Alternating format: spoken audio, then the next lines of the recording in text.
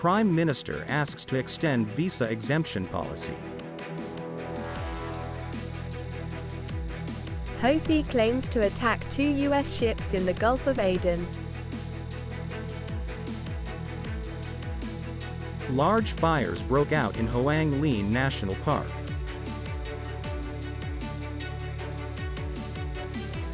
Nghệ An province stabilizes workforce after Tet holiday. You're watching today's news on NTV channel. My name is Hazam, your host. Prime Minister has tasked the Ministry of Public Security to consider expanding the coverage of the visa exemption policy for citizens of some countries in accordance with the new situations and bilateral relations. Currently, Vietnam grants visa exemption to citizens of 25 countries, including 13 unilateral exemptions. From mid-August 2023, Vietnam issued e-visas to citizens of all countries and extended temporary residence permits from 30 to 90 days, with unlimited entries. Citizens of countries with unilateral visa exemption to Vietnam are allowed to prolong their temporary residence from 15 to 45 days. The expansion of visa exemption policy aims to attract international tourists to Vietnam, enhancing the competitiveness of the country's tourism sector in the region and globally. The Houthi forces in Yemen have announced that they have launched missile attacks on 2 U.S. ships in the Gulf of Aden. The attack took place shortly before the European Union deployed a naval mission to protect commercial shipping in the Red Sea.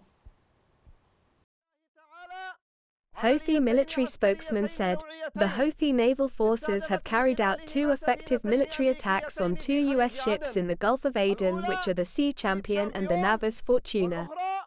Houthi also claimed several other naval missile strikes, and these strikes were accurate and direct, but did not specify the damage or casualties. According to the Houthis, the attack has brought the total number of the group's attacks during the past 24 hours to 4. Including 1 targeting a British ship, which resulted in its complete sinking, and 1 targeting an American aircraft in the airspace of Yemen's Hodeidah city. These incidents occurred shortly before the European Union officially announced the deployment of a naval mission to protect cargo shipping in the Red Sea from Houthi attacks. A large fire broke out in the grassy hills and cultivated forests of the Hoang Lien National Park in the village of Samiti, Tavan Commune, Sapa town, scorching over 25 hectares of forest. According to the local authorities, from 1:40 p.m. February 19th to 7 a.m. February 20th, there were 4 forest fires broke out in the area.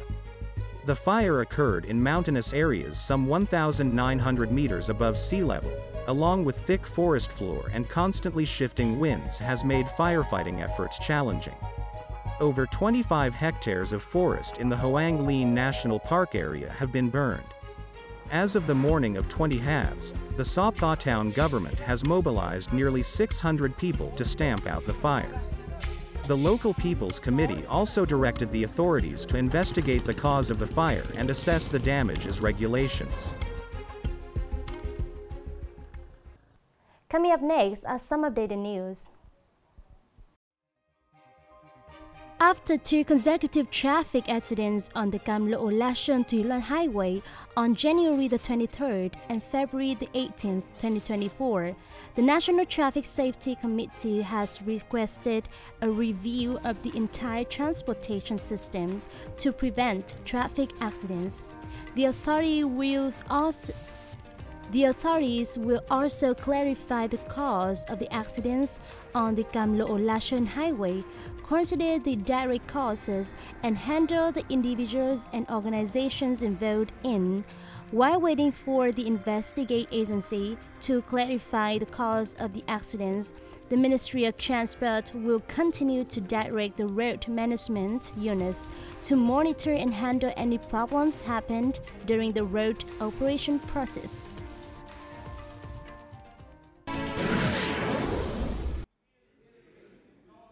Implementing the agreement between Vietnam and Japan on the Specified Skilled Worker Program, the Department of Overseas Labor under the Ministry of Labor, War Invalids and Social Affairs has announced the organization of an exam for workers who wish to have the Specified Skilled Worker Number 1 residency status in the nursing care and agriculture fields in Japan. The exam is scheduled to take place in March. For the nursing care field, the test assessing nursing care skills and Japanese language proficiency in the nursing care sector will be held in Vietnam. The Embassy of Japan in Vietnam will provide detailed information after completing the preparation work for the Japanese language proficiency test in the nursing care sector.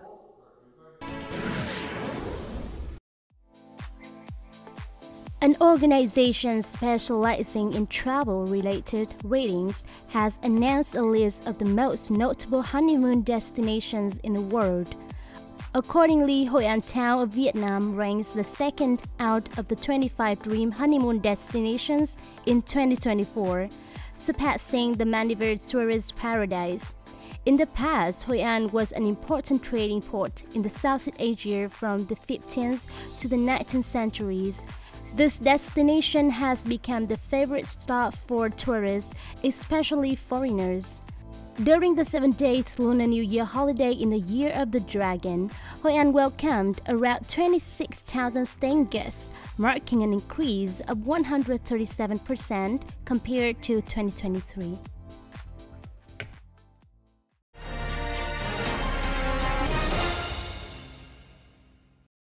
After the Lunar New Year holiday, most of workers in Nghệ An province have returned to their usual work, despite of facing many challenges of inflation and orders decline.